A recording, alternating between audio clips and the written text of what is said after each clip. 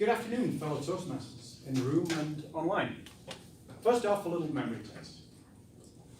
Cast your mind back to late August 2022. What were you doing?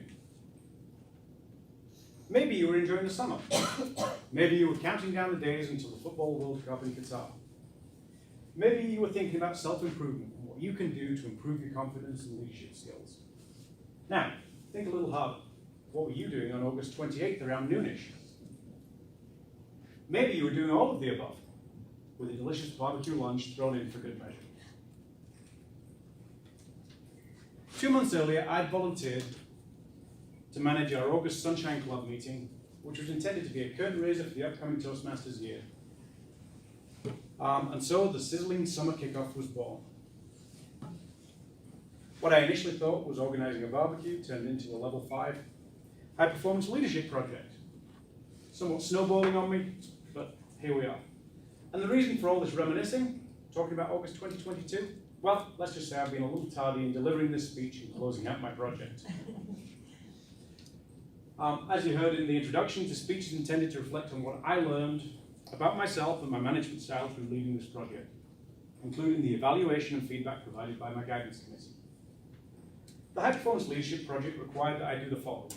I needed to select and lead a team to complete the project, form a guidance committee and meet at least 5 times, develop a plan and vision for the project, collect 360-degree evaluations from my guidance committee, and deliver 2 5 to 7 minute speeches. As Erna said, this is the second one.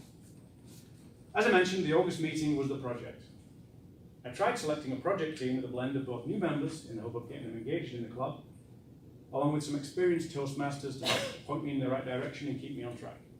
I got some phenomenal guidance from a committee made up of Marcy, Ruby, who's not here, Lisa, and Arobo.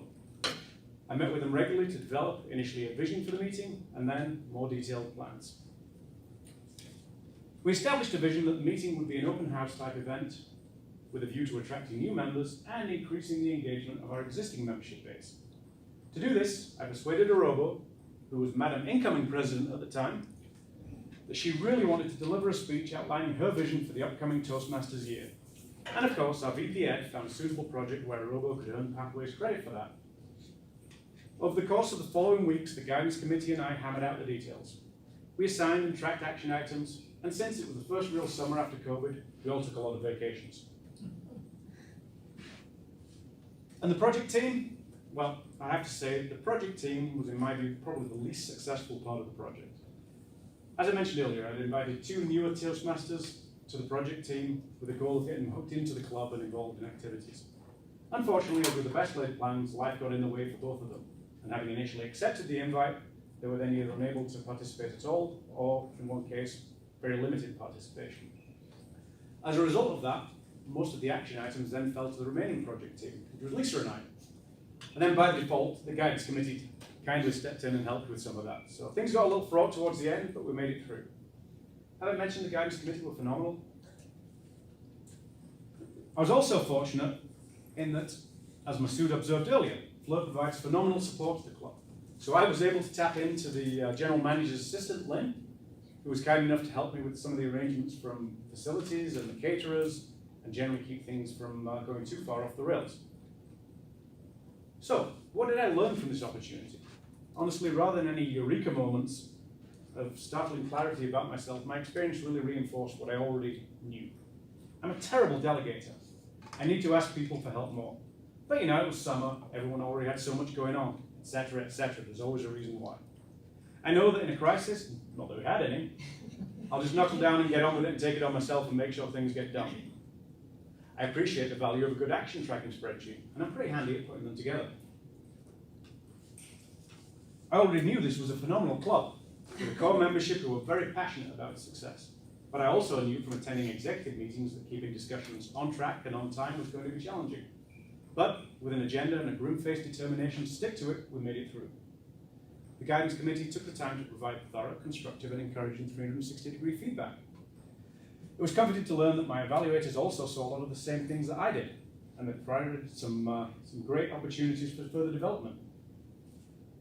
My key takeaways were an 8-week event planning project where you're on vacation for 2 of them, is really too narrow of a scope for a high-performance leadership project, and everything that's involved in that. when you've got a project team or not, and a guidance committee, just to get the number of meetings in and do the amount of project management that I think is really required of the project, probably wasn't the best choice. In my pathway, at least, there's a level 4 project that may have been more suitable. Some of the other feedback I received was that maybe I should speak up a bit more and be a bit more open about my opinions. I was trying to be, to understand and kind of honor the Toastmasters protocols and traditions, and in doing so I may have been too passive in kind of suggesting where I thought we should have driven things to, so maybe that was a learning for me. And how did the event itself go, I hear you all ask? Phenomenal! Well, today we might say phenomenal, but I think it would be fair to say that it was a sizzling success. Sizzling success. All of the new members were recruited from the event and ongoing promotion and now very active in the club. Our incoming president and treasurer, our outgoing sergeant at arms, our outgoing secretary / incoming VP membership, and we got Wendy back. What an event! On top of that, we had sunshine, singer-songwriter superstar guests, sausages and burgers, and a soccer ball slinging table topic session. And the good news, we get to do it all again this year. We have 2 phenomenal opportunities for members to grab the bull by the horns and either take the lead on the end of year meeting in late June, or at the Summer Sunshine Club meeting, which I'm assuming is likely going to be in August.